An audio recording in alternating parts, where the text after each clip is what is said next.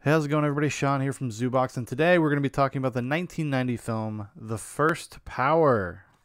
The film is directed by Robert Resnikoff, written by Robert Resnikoff, stars Lou Diamond Phillips, Tracy Griffith, Jeff Kober, McKelty Williamson, Elizabeth Arlen, and others. The plot description is: a dedicated LA police detective and a female psychic must stop a demonic serial killer who is given the powers of resurrection, teleportation, and possession.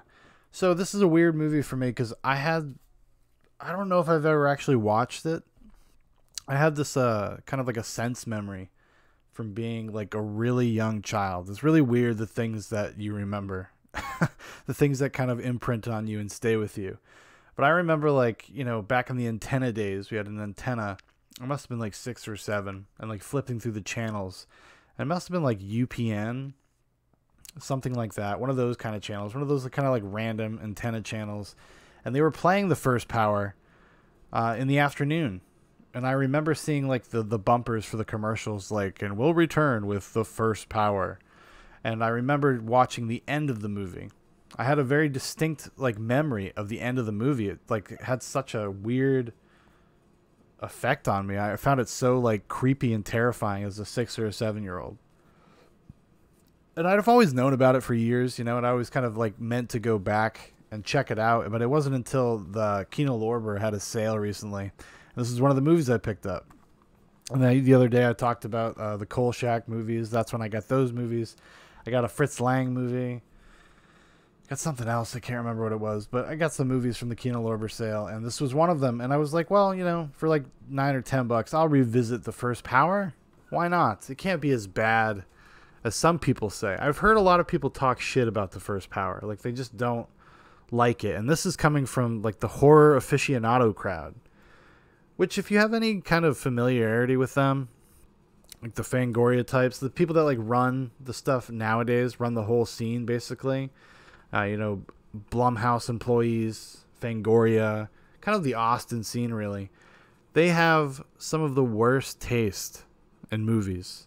I mean, it's not just that they're forgiving because they're genre fans, but they literally have just awful taste in movies. So when I heard one of them say that, I think The First Power is just an awful movie, kind of piqued my interest actually.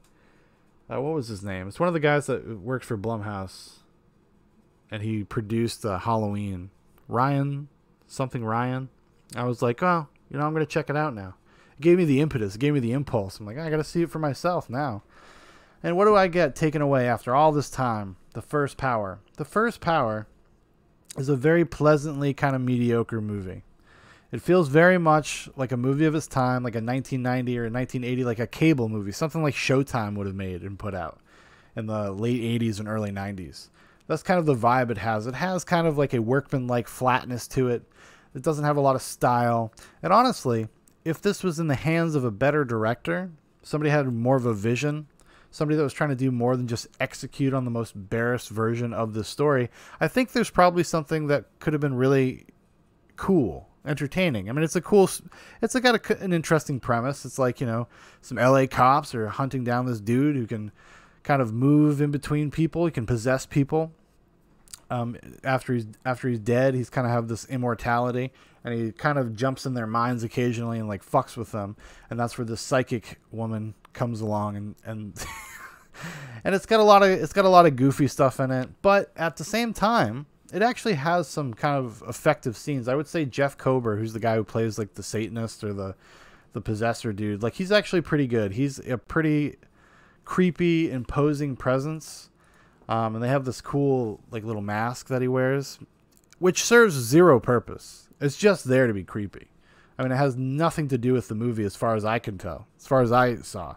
Maybe I missed something. I don't know. Maybe I got up and got a glass of water or something, and I missed some sort of key detail that would have let me know what the mask is all about. But as far as I could tell, the mask is just there to be creepy, and it is creepy. It is unsettling, and he's kind of a tall, imposing figure in and of itself. Like, he's just an interesting looking dude. He's one of these kind of cool character actors who's been around forever, and he's done little bits, parts, and everything. He does soap operas, he does TV movies, he does he was in Sully, he was in The Walking Dead, Sons of Anarchy, And the list goes on and on and on. He's just a working guy. He was in an episode of It's Always Sunny in Philadelphia. He must have had something going with FX. But yeah, he's just been around forever. He's a guy that you've seen 1,000 times and never knew his name. Well, his name is Jeff Kober. Okay, everybody. And then, of course, he had Lou Diamond Phillips, who at the time, this was kind of when his star was on the rise. This would have been like a few years after Young Guns. And then he did a movie in between called Renegade with Kiefer Sutherland. And this is where he gets the script for The First Power, which at the time I believe was called Transit. And it was supposed to take place in New York City in the subway tunnels. And it was supposed to be kind of a double entendre about, you know, transit, traveling, subway cars, traveling through people. You know, very clever stuff. Super clever stuff. So this was kind of a vehicle for him. And it's interesting. He was kind of I would say he's too young for the part at this point in his career. Maybe if he had done this like 10 years later, maybe it would have worked a little bit better, because he's just playing, it feels like an actor playing a cool cop. Like, that's kind of the vibe it gives off. You never really buy into him as being this beleaguered, haggard police detective. It just doesn't line up. And he just does not have the chops to sell it either. So it's not even the fact that he's too young for it. It's that he doesn't have the chops to sell the character and the reality of the character. But it's got a lot of fun set pieces, and I would say that it actually kind of kept me invested. Like I said at the top, it's kind of one of these pleasantly mediocre movies. Or maybe, did I say that at the top? Well, if I didn't, I meant to. It's a very pleasantly mediocre movie. It's just not gonna blow your mind, but you will find yourself at least somewhat moderately wrapped up in it if you take the effort to put in the disc for The First Power. Okay? You make that leap. You say, I'm gonna pull this off the shelf. I'm gonna watch this today. It'll hold your interest, especially if you're a genre fan, especially if you're like kind of into these police procedural things, because this is something that like precedes something like Seven, right? Seven's kind of the mother of all these kinds of movies. It doesn't have obviously the overt supernatural twist that this movie does, but like the vibe. If you had somebody like David Fincher direct The First Power in the 90s, you probably would have been a fucking pretty rad movie. Because in that movie, he just better casting, you know, casting with a purpose, right? Because Lou Diamond Phillips was not cast in the same way that, say, like, just because we're talking about Seven, like Brad Pitt was cast. Brad Pitt is cast because his character is supposed to be young and kind of impulsive and not patient. And Lou Diamond Phillips is just like, you could have cast a 45-year-old guy and had the same exact character with the same exact arc. All the characters are completely one note and flat. They're just there to serve kind of plot function. There's no real development. There's no real history to any of them. It is just there to serve, just pushing the story forward almost. And in that, like, you know, I don't know. I from what I understand, the script was really good. So maybe something got lost in translation for everybody. I don't know. But it is very much a movie of its time. And if you have an affinity, nostalgia, an affection for that period of filmmaking and these styles of movies, these kind of action thrillers of the 80s and 90s, I think this sits somewhere probably in the middle of the pack. It's like slightly above mediocre. And I think Jeff Kober actually is the person that pushes it over into being kind of an interesting movie, maybe worth your time.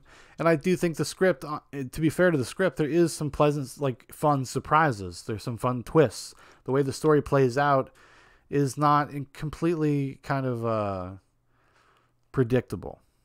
You know, it does kind of keep you guessing a little bit.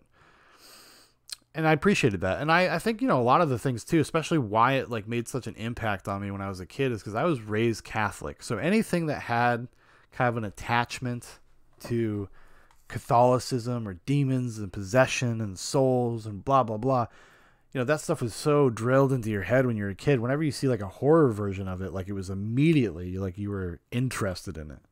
So I can see like a kid, being a young kid, even at like 6 or 7, having those things in my mind, having those ideas in my mind. Like this would have really creeped me out, especially at the end, because spoiler alert, the demon possesses a nun, and he has to have like a showdown with his nun.